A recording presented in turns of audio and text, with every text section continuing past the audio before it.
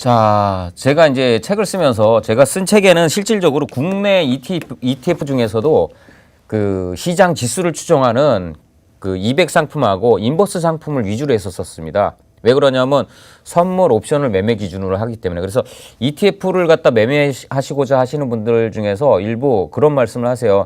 좀 ETF 전 상품에 대해서 자세하게 설명을 좀 안 해놓고 한 부분에 너무 치중하지 않았냐. 그리고 선물 옵션이라는 어려운 부분이 좀 들어가 있어서 좀 어렵다라는 분들도 계시는데, 그래서 제가 오늘 그 강의에는 그 외국 해외 ETF에 대해서 간단하게 좀 설명을 해드리려고요.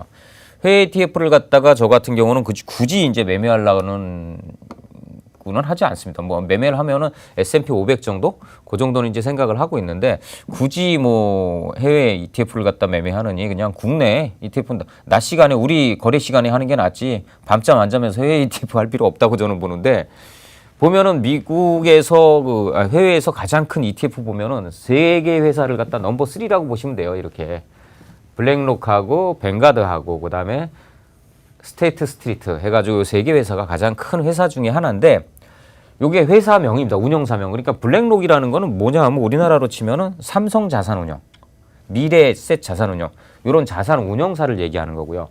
그럼 블랙록에 아이시어스라고 되어 있는 거는 브랜드입니다. 소위 말해서 삼성자산운용은 우리나라 코덱스라고 하죠. 그죠? 아이시어즈는 코덱스 또는 저 미래에셋의 타이거, 뭐 킨덱스, 뭐 이런 식으로 브랜드입니다. 그래서 뱅가드 그룹에서 시행하는 브랜드는 뱅가드. 그다음에 SS에서 하는 거는 SPDR. 이렇게 해가지고 이제 브랜드명이 나오고요. 그 시장 규모 자체는 굉장히 큽니다. 운용 규모는 1조 6,607억 달러입니다. 달러.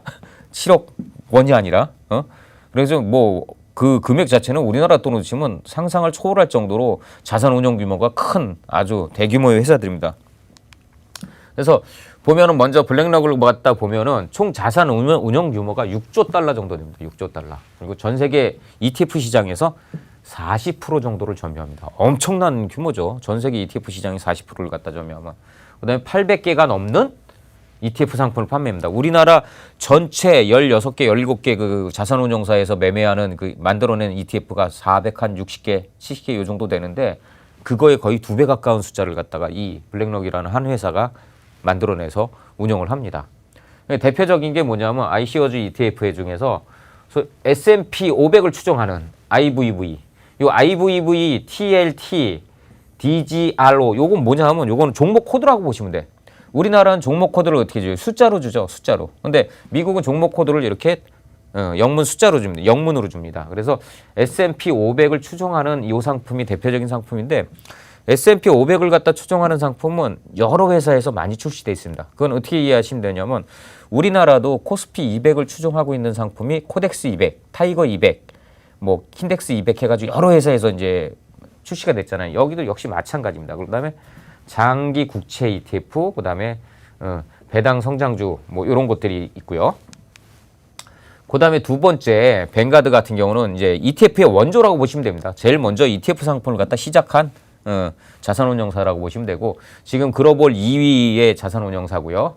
인덱스 펀드를 갖다 최초로 시작한 회사고, 그 전 세계 ETF 시장에 한 25%를 갖다 차지하고 있습니다. 그러니까 엄청나게 큰 거죠, 이것도. 그죠? 그래서 역시 여기도 마찬가지로 대표 상품은 S&P 500 지수 추정입니다. 그래서 VO라고 여기는 하고, 그다음에 뱅가드에서 그 한 가지 특징적인 부분은 뭐냐면 미국의 모든 주식에 투자하는 ETF가 있습니다. VTI. 그다음에 배당 성장주 위주로 하는 VIG 이렇게 있고요. 그다음에 또 한 가지는 SS, 이 3위 업체인데 우리한테 제일 익숙하죠. SPDR이. 그죠? 제일 익숙하고, 역시 마찬가지로 S&P 500에 관련된 ETF 상품을 갖다 제일 먼저 출시한 그 회사예요. 그렇기 때문에 우리한테 제일 친숙하고 해외 ETF를 할 때 가장 많이 사람들이 기억하는 상품이라고 보시면 됩니다. 최근까지 세계 2위 기록하다 뱅가드한테 추월당해서 3위로 밀려났습니다. 대표 브랜드가 SPDR, 우리한테 가장 저거하고, 가장 뭐 확실한 종목 S&P 500 트러스트 ETF, 그죠? 시가총액 1위입니다. 가장 많이 우리나라 서학개미들도 가장 많이 매매하는 종목 중에 하나입니다. 그래가지고 S&P 500을 갖다가 가장 그 우량한 그 ETF라고 얘기하는 게 뭐냐면 한 10년 전서부터 이렇게 과거에서부터 따져보면은 매년 10%씩 꾸준하게 성장을 해왔어요. 매년 10%씩. 그리고 지금도 올해도 10% 성장한다고 그래요. 내년에도 10% 성장한다고 그러고. 그렇기 때문에 워런 버핏이 자기가 죽으면 95%는 S&P 500 ETF에다가 묻어라. 이 소리를 할 정도로 신뢰도가 있는 상품입니다. 그래서 우리나라 그 ETF 하시는 분들도 이 부분에 대해서 ETF S&P 500 정도는 포트에다 꼭 담아 놓으셨으면 좋겠어요. 근데 S&P 500이 꼭 이렇게 해외에서 하는 것만 있는 게 아니라 국내에서도 많이 있어요. 그죠? 코덱스나 타이거에서도 똑같은 상품을 갖다 출시합니다. 이거랑 똑같이 연동되고 똑같은 상품입니다. 그 뒤에 이제 좀 차이점을 말씀드릴게요. 그래서 여러분들 외국계 그 ETF를 갖다 하려고 그러면 영어를 기본적으로 좀 알아두긴 해야 되겠죠. 근데 요즘은 웹사이트가 좋아져가지고 이렇게 들어가셔가지고 홈페이지 들어가셔가지고 언어 한국어로 하면 이렇게 한국어로 다 나옵니다. 한국어로 다 나와요. 편하게. 그죠? 그 종목을 갖다 이렇게 우리나라 그 자산운용사도 들어가면 이렇게 종목들 넣어가지고 비교할 수 있게끔 다 하거든요. 역시 마찬가지로 블랙록도 이렇게 다 돼 있습니다. 그리고 한글로 이렇게 다 해석이 돼 있습니다. 그렇기 때문에 여러분들 크게 어려움 없이 충분히 다 어떤 종목에 들어가 있고 다 찾을 수 있는 PDF도 다 나와 있고 이렇게 우리나라 상품 보듯이 편하게 볼 수 있습니다. 다만 뭐냐면 단점이 밤에 거래해야 돼. 그죠? 미국 시장은 밤에 열리잖아요. 그죠? 그게 한 가지 이제 흠이죠.